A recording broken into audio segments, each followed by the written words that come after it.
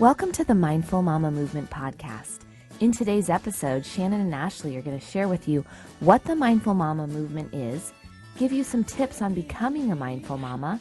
We'll share a little introduction into who we are, why this movement and podcast are so important, and how you can get involved. Up is where I wanna go. To be free, to feel free, to be free.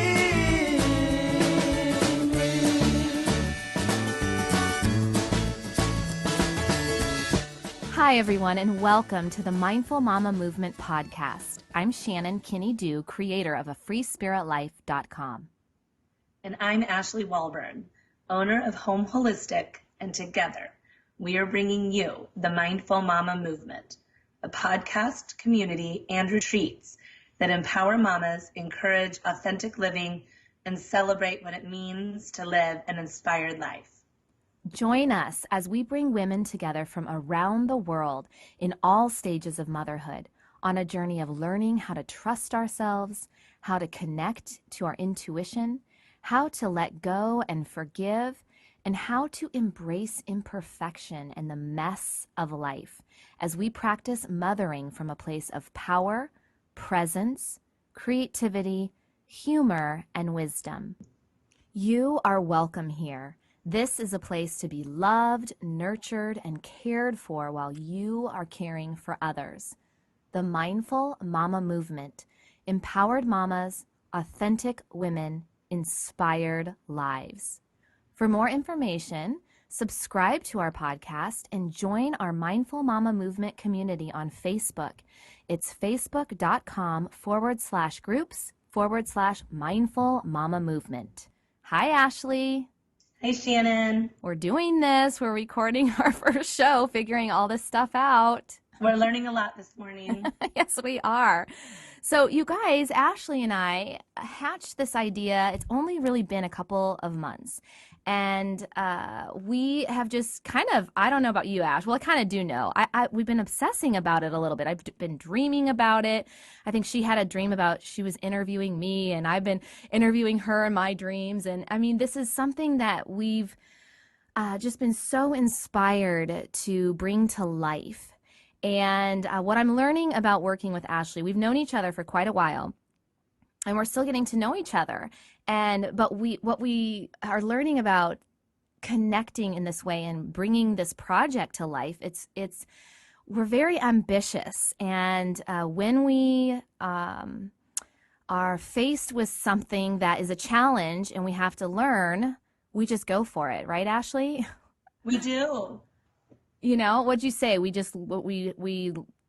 learn how to swim. Jump in and learn how to swim. Yes, exactly. So we are jumping in, you guys. So thank you for being here and bearing with us as we learn this, because we have big dreams for you and some big fun things planned. So let me go ahead and just share a little bit about who I am. My name is Shannon Kinney-Duh, and I'm the creator of freespiritlife.com. I'm a holistic life coach, a yoga teacher, a writer, an artist, and I'm the mom to 3 young boys. My boys are 8, 5, and 2. And I started a Free Spirit Life several years ago now. I was working at a part-time job. I had just had my first son, and I had to put him into part-time daycare, and it was really hard for me. And it was in that time of my life that I really had to step into my own fears. I had always been consumed by my own self-doubt, and I really let that guide me in my life. And it wasn't until I became a mom that I really had to step into my fear and face it. And one of my fears was I had always wanted to work for myself. I wanted to work from home. I wanted to be with my kids and work around their schedule. And so I started my first online course back then when he was a baby. It's called Inside Out, A Creative Adventure of Self-Discovery. And that course basically wrote itself. It was like a culmination of all of my training up to that point through yoga, through art, through journaling, through connecting with community. It really became this catalyst for my own healing. And then it connected with women from around the world as they were learning how to be more authentic, to cultivate their own inner courage so that they could live a dream aligned with what was important to them. And so it's been a process. It's still a journey, but that's kind of the short version of my background. I'm a recovering perfectionist and a reformed self-doubter, and my greatest passion is to help guide women really ultimately back inside to their own inner wisdom so that they can awaken to their own inner power and strength and live the life that they want to live. And that's what I do online, and that's what I do at home, running around chasing 3 monkey boys most of my life. And Ashley, share a little bit about who you are, what brought you to this moment, and if you want to share also how we met. Great. I'm Ashley Walburn, and I am the mother of 4 boys, ages 22, 14, 13, 12. And I am a marriage and family therapist and a yoga teacher, focusing on mothers. So a lot of prenatal and postpartum yoga. And I'm also a birth doula and attend a lot of births, about 50 to 60 births every year. And I really came to this place in my life accidentally. And I would say the way that I got here to this moment today with you doing this podcast is these are the things that I've wanted and didn't have in my own life, from really good mentorship and good support in a loving and non-judgmental way. So I feel more like I'm moving through my own life as myself. And that's really what I do in my classes. That's what I do as the birth doula. And that's what I try to help women do through the way that I counsel them, which is really just a lot of support and helping them feel more like their own selves. And I met Shannon on my own journey through yoga, where I kind of refound my own self. And I said to my husband one time, a really long time ago, that if there was no movement in my yoga class, I'd still go there. Because when I leave, I feel more like Ashley. And I don't think I even knew the depths of it yet. I wasn't a yoga teacher yet, but I knew that when I left my yoga class, I felt better. And during that time, I was also having my children. And there was no prenatal yoga, and Shannon and I are in the Kansas City area. There was no prenatal yoga there. And so you would go take your class and you'd leave. And I often was the only pregnant person in class. And I just remember feeling so deeply like, God, I would love to be doing yoga with other women who have a belly in their way and who are having pregnancy discomforts. And I would also love to hear their story, and I would love to hear who their practitioner was, or what do they take when they're having heartburn. And so that really transitioned into becoming a prenatal yoga teacher and a birth doula. Then Shannon and I were reconnected through my prenatal yoga community, that when she was pregnant with her first son, probably about 9 years ago, she came to my class, and I'll let her tell you a little bit more about it. But after class, I remember her kind of grabbing a hold of my arms and saying, and in my mind, you were really pregnant, like 38 weeks pregnant, saying, I cannot birth with this provider. And so we kind of blossomed and strengthened our relationship by being on kind of a mad search to finding a new provider to birth with Shannon. Yeah, my memory is, and I was very pregnant. Maybe could have been 32 weeks, but I mean, it was to the point where I was really scared. Like, I had a certain midwife and I had been going through that whole process. And then all of a sudden it just didn't feel right, And that again is that journey of like trying to learn to trust my intuition. And so I was guided to your class, and I must have been in like Shavasana, like, supported, because I feel like your face was like over mine, like just looking at me like, oh, like Ashley came to save the day. And I had tears streaming down my face. I was just like so afraid, and I just needed that encouragement, and you guided me exactly to the right midwife that I needed. And yeah, I've been following you ever since. And I know you do that for so many women. I mean, it's a true testament of what you've done here, which has now led you to create your own center. So tell them about Home Holistic. So Home Holistic really started years before, just kind of with a manifestation of I want a stronger community. I realized that my dreams were different than the dreams of the yoga studios, and I was teaching at doctors' offices.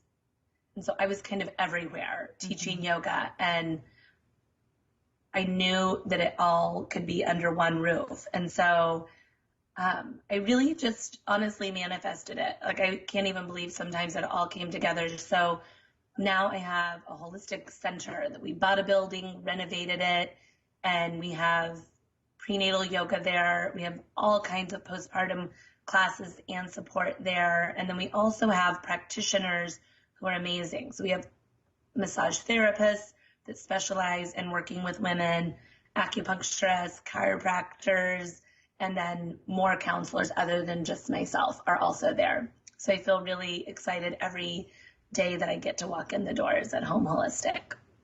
That's amazing. And we're going to dive more deeply into both of our stories over the next coming shows, because I'm really excited to hear from Ashley about what it's like to balance owning a business like this with family life, with her boys who are older than mine. And that's what I'm excited about for this show too, is that we both bring different life experience, different types of training, similar in a lot of ways. Right. We're in different stages of motherhood, and, we don't just see ourselves as these great experts that have all the answers. This is a journey in bringing women together. We are holding that space to help us all heal and grow and become more authentic and empowered in who we are as mothers on our path, raising our children and nurturing ourselves along the way. And it's going to be exciting. I think we have no idea where this is going to go, but I just wanted you to know that we will dive more deeply into our stories in the next coming shows. And we're also going to encourage you all to share your stories, to share your questions. And that's why our community is so important on Facebook. So make sure to check that out. But right now, let's just tell a little bit about why is this called the Mindful Mama Movement, Ashley? What does that mean to you? What is the Mindful Mama Movement? Well, when Shannon and I first met and we were like, let's do this, we're going to do a podcast. And we really started thinking about why we want to do this. And for Shannon and I both, so that we are already reaching a lot of women through her online community and through my face-to-face in-class community, and that we could continue what we're already doing in a really broad sense, that everybody could have access to this. And so what are we really doing? And we thought about a lot of terms that we do feel like we're empowering women and we're helping women feel more like themselves. And so it really is a movement. I believe every single woman who is a mother or becoming a mother or has grown children and has been a mother for a very long time still wants to be mindful, and they want to be present, and they want to be fully experiencing being a mother. And we also want to inspire other women to feel safe and strong so they can do it also. And so that's kind of the movement part. And if you're mindful, you can be empowered. If you're mindful, you can be vulnerable. That it's just really being your authentic self as often as possible. And sometimes, to me, my authentic self still gets irritable. Mm-hmm. Right. Absolutely. And I had a flashback of when I had my first son, and I'm kind of a researcher by nature, and so for the first 6 months of his life, of course, even before that, but really when I had him, it was like I was reading every baby book and trying to figure everything out. And I was going to those breastfeeding support groups at the hospital. And I was just like, I was being swallowed up by this huge life shift that I had no idea was going to be so hard. And, my first child was very much the, what they call colicky baby. I mean, he would nurse every 40 minutes. He would never settle. He barely slept until he was 2. I would rock him, and I would, always movement. I mean, everywhere I go, he had to move, and I would rock him and rock him and hold. I just remember holding him saying, I don't know what to do, and I'm just like 3 hours of that movement. And then I remember sitting in a rocking chair trying to like recreate that standing. And as soon as I sat down, he'd wake up and start crying. And I was just like, oh my gosh. And going to some of the places outside, some play groups or whatever, I'd always hear, well, my baby sleeps 12 hours through the night. And it really, like, I look at myself and say, what am I doing wrong? What is wrong with me? And about the 6-month mark is when I talked to a friend of mine. She had 6 kids. They were all older. And I asked her something about sleep, training or something. And she said, that was so foreign to her. She's like, just do what feels right to you. Yeah. And from that moment, I closed all the books and I started parenting from a place within myself. And I have made those decisions over and over and over. As you still make them when they're graduating and going out into the world. And we have to have those tools on how to tap back into that place that is there to guide us, that intuitive, instinctual, mothering place. And to me, that's a big part of this movement, is to remind all of us as mothers that you are not alone. You do not have to do this alone. There is nothing wrong with you. And a lot of times out in the world, we're so like inundated with messages on how to do it the right way.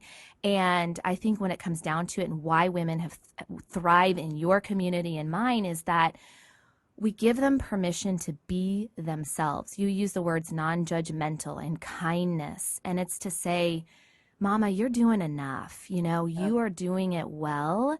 And rather than strive for perfection or try to do what all the books tell you to do, just sit in this moment. Yeah. Breathe in this moment.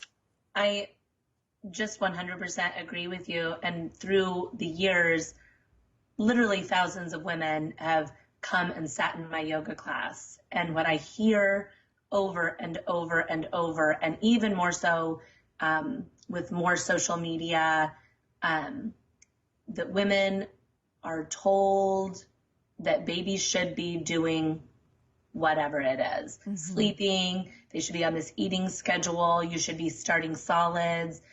And I hear moms often, just like when you were pregnant with your first, like, this doesn't feel right to me. And your gut instinct through a little bit of quieting in a yoga class was like, I can't do this. Mm-hmm. And I hear it all the time. And one thing that I say often is, what if you didn't have any social media? Mm-hmm. What if you didn't have books? What if you didn't have your mother? What if you were on an island with you and your partner, pregnant? You'd know how to feed your baby. You'd sleep your baby when they were tired.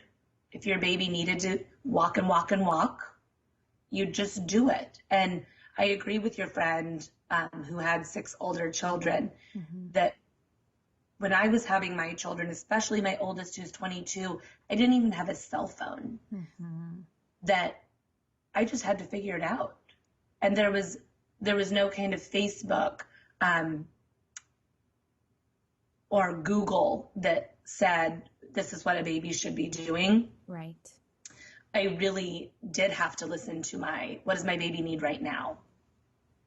And I hear moms being so afraid that I'm doing it wrong, and then they have more anxiety, and then they're worried, and then they're not parenting from their authentic self. And I do believe that is what our children want from us. Yes. That they don't want perfection, that they don't want 12 hours of sleep at 6 weeks of life, that they want their mama that they chose.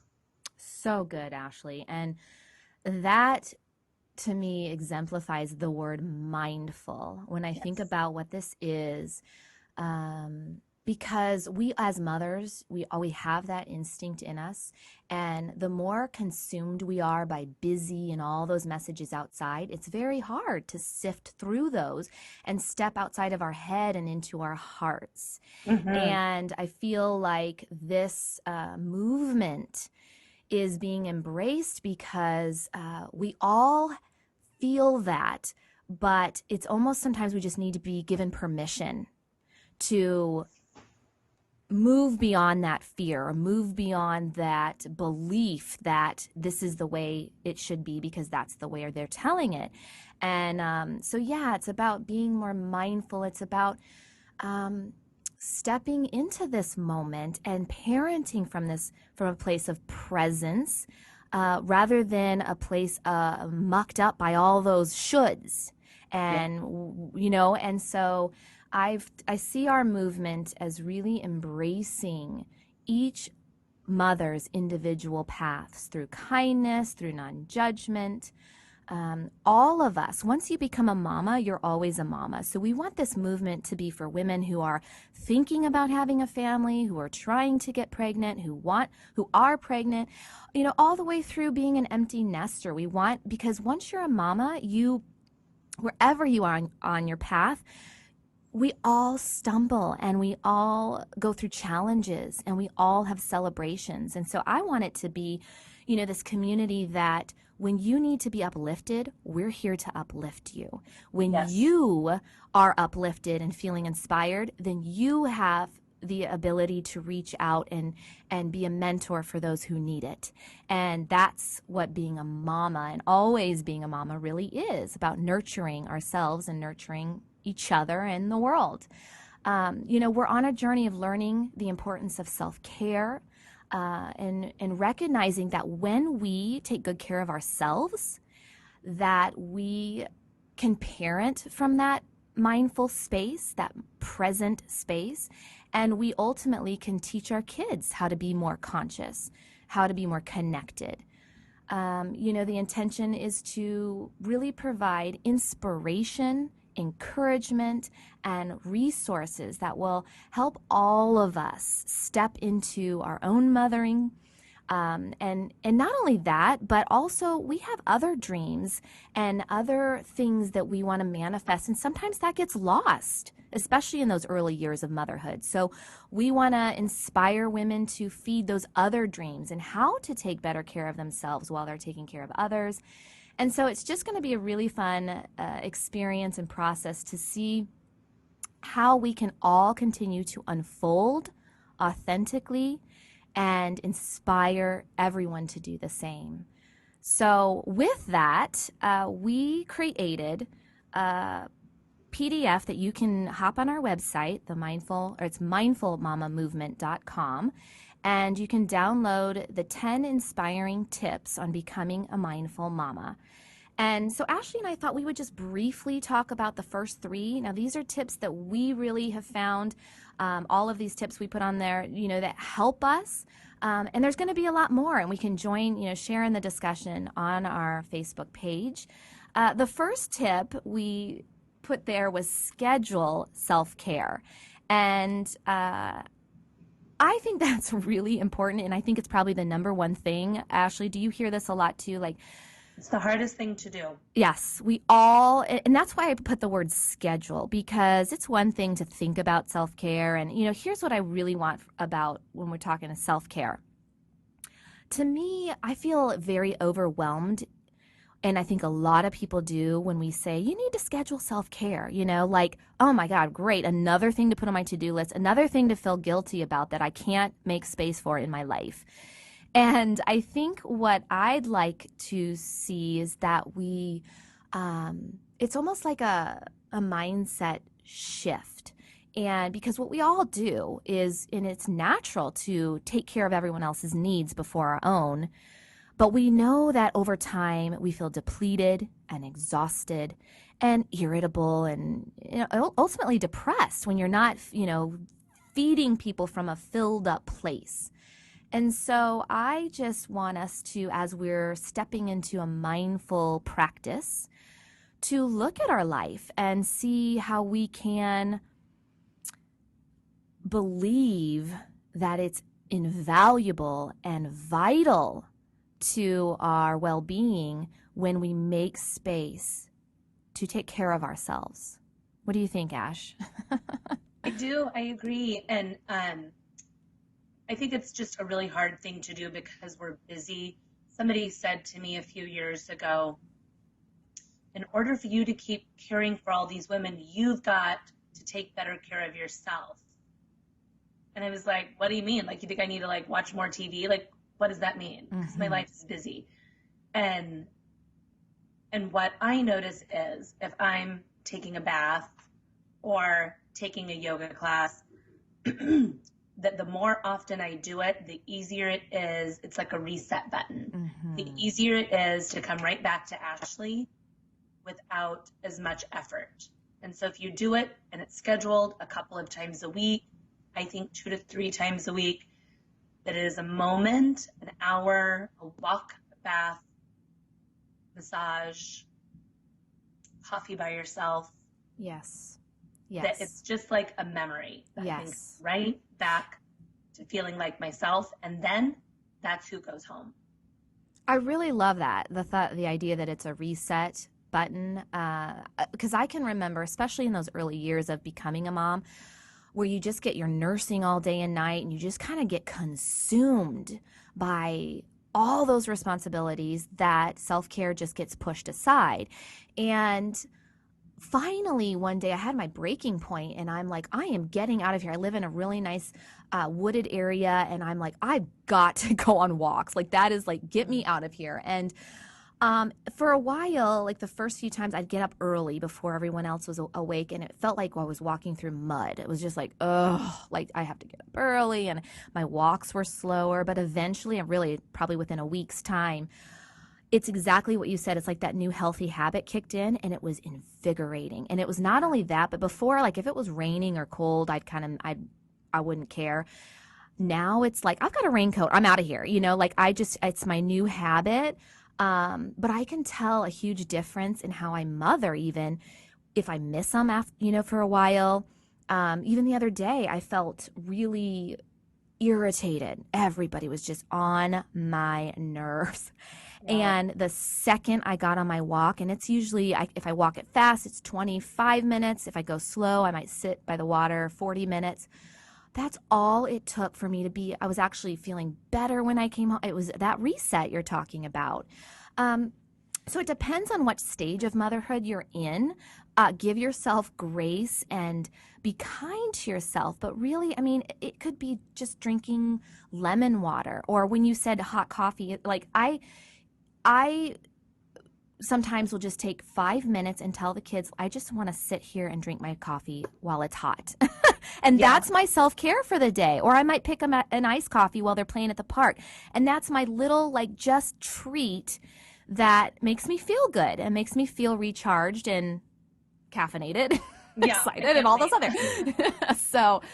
So, yes, the first tip of becoming a mindful mama is just look at how you see self care. What I hear a lot is I hear that there's a lot of guilt. Like we feel guilty if we step into a place of taking care of ourselves when the kitchen's full of dishes and the laundry's piled up and the kids need me and my husband needs me and then I'm going to step away or go into the bath. You know, I hear a lot of guilt. And so like just look at your life and just remember through the movement that you need this. And not only that, it's vital to your well-being, but it's a ripple effect. You will feel like you said, Ashley, like you become Ashley. You will feel reset.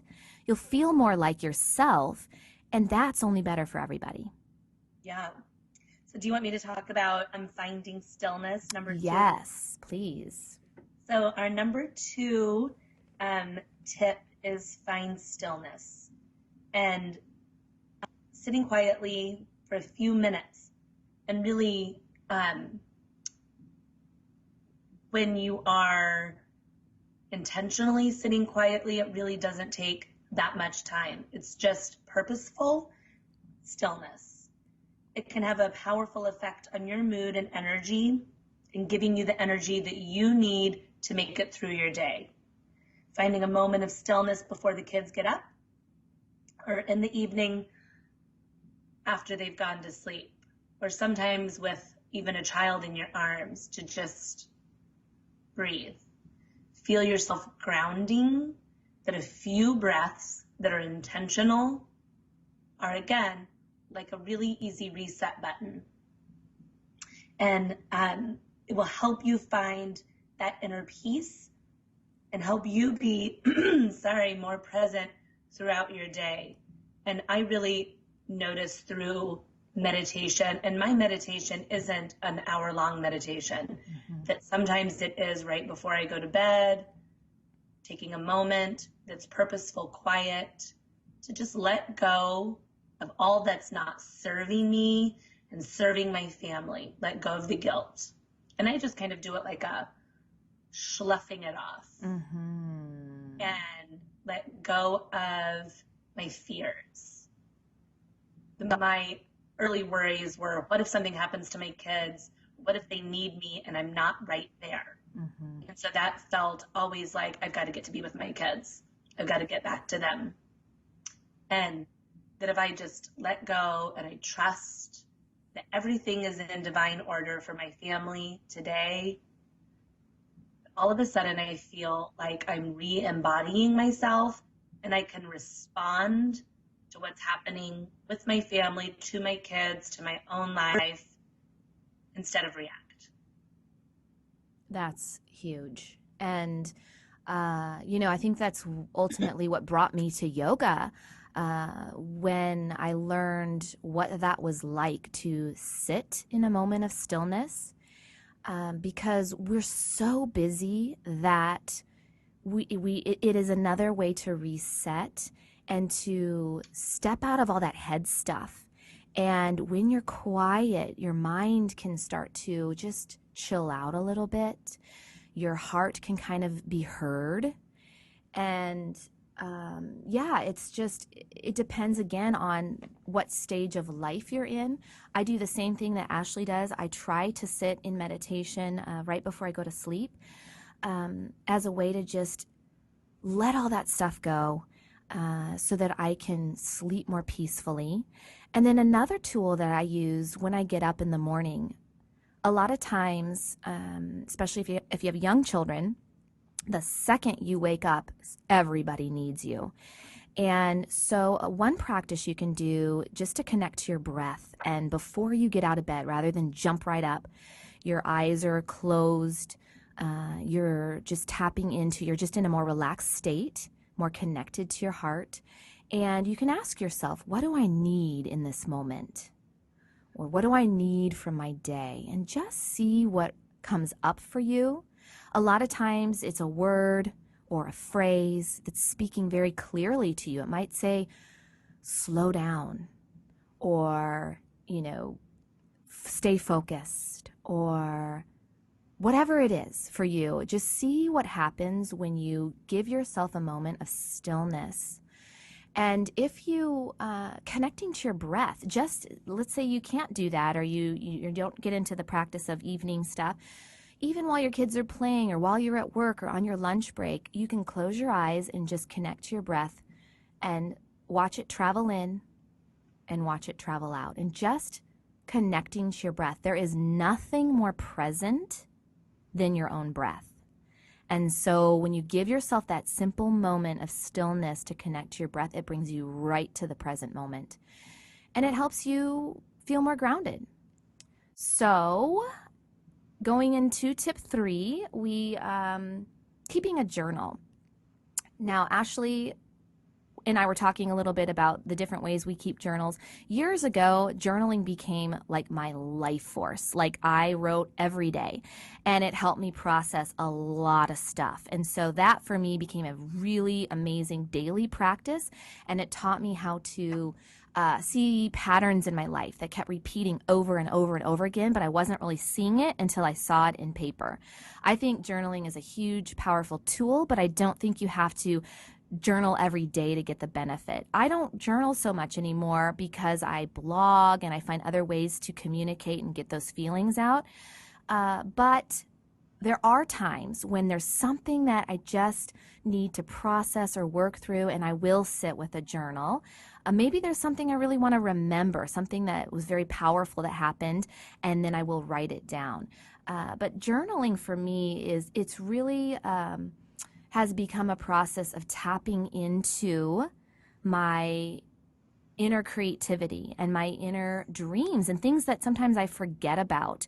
And it just helps me remember what's important. And me too. yeah, so putting it on paper has been very helpful. How about you? Share a little bit about journaling. Sorry, I don't journal every day. I used to try to make myself journal every day, and that really felt overwhelming to me and also kind of just not authentic to me. That's not what I wanted. Mm-hmm. And but when I travel, I always journal, or if I'm working through something, if I've got something going on in a relationship, or I'm experiencing a loss, then or a growth, that I'm doing a training, that I always journal during those times. And also during those times when I'm journaling, I generally learned so much more about myself. I manifest in my journaling almost always without an intention to. That I'll be writing like, I need to let go of this, or this is something that's been coming up for me and it's affecting my life. I have been noticing that I've been more irritable, and then something completely different comes up, like another time that I'd been irritable, and I realize, oh, I haven't let go of that, or oh, that is the next step on my journey. And so I've just loved it, and I keep all of my journals, and I try to label them. Mm-hmm. So I can go back and be re-inspired by or remember a time when I didn't feel so much like myself. And I love it. I love it. I remember almost every word I've ever written. Oh, that's so great. I have done the same. I have stacks of journals that I have saved. And there was a time where I was going through a lot of clearing clutter. And there was this moment of, should I get rid of my journals? And I'm so glad that I didn't for that reason. I don't go back often, but sometimes I will just, and it takes you right back to that time in your life. And it's also a great way to celebrate the growth that you've made over time, Yes. and I agree. It has always been a clarity tool for me when I'm feeling confused or lost, or sometimes you do just feel alone. I feel like your journal is a friend that you can for just sure. is always there for you, and you can be honest and be real with. And so for those of you who have a hard time speaking up or speaking your truth, or going through a conflict that you need some inner power or strength, connected, to that. I find that journaling is so powerful in those moments when you can just let that stuff out in a very honest way that maybe you're not ready to say yet, or that you're not ready to express in some way, or maybe you don't need to. A lot of times it is just about your own personal process, and it does bring a sense of clarity and yeah. So Yeah. I also think something that's cool about journaling, I see how it connects to our other two steps. Taking a moment of stillness to write in a journal, it gives you that stillness. You're still kind of tricking your mind that you're doing something, your pen is moving. But if you can tap into your heart with kindness, you can speak from a non-judgmental way. And it's also a self-care tool because it is kind of resetting yourself and, helping you connect to whatever it is you need to do next and setting those intentions for your life. Yes, it's a meditation in itself, that it's a letting go and a clearing out, so you can have more space. Absolutely. So if you want to see our other 7 tips, just visit our website, mindfulmamamovement.com, and you can download the 10 inspiring tips on becoming a mindful mama. So Ashley, I think we're coming to the end of our first show. I can't believe it. I'm so excited. It's been. It's very fun. It's been so fun, and I'm just really happy that we're doing this. We're doing this, and we're doing it with you all. As we end our shows, we're going to always end with a mindful mama moment. And what that is for us is we want this to be actionable for you. We want you to feel really uplifted and inspired after you listen to our shows, and that you have an actionable tip that you can take with you. And so your mindful mama moment today is to think about what we talked about with those tips on becoming a mindful mama, whether it's scheduling self-care, finding some stillness, or writing in a journal. Find what resonates with you this week and see if you can do that a little bit each day in your life. And join our Facebook group and share in the discussion. We'll have a discussion going on how we are instilling self-care or stillness or a journal practice in our own lives. And also let us know, what does it mean to be a mindful mama? What does that mean to you? You can share with us on our Facebook group or send us a personal email, and visit mindfulmamamovement.com for the show notes. We'll share links there, the download. And if you could, please take a moment to stop by iTunes and leave us a review. This is going to help us grow our community so that we can continue inspiring more and more women from around the world. So that would be so helpful for us. And yeah, anything else, Ashley, as we wrap up? We just would like to share that we're so grateful and for every single one of you that are here. And we believe in the power of community, inspiration, and support. We also know that humor goes a long way. Staying light, embracing the mess, and doing things imperfectly are the way to experiencing more peace, presence, and joy in our lives. Now more than ever is the time to throw out the rules, embrace who you are, and let your imperfect, beautiful mothering light shine. Let's together be real. Let's be here now. Let's connect deeply, and let's do it together. Thank you for supporting the Mindful Mama movement. Thank you for being here, and thank you for being you. Keep in touch, and see you next time. Your heart and your soul follow.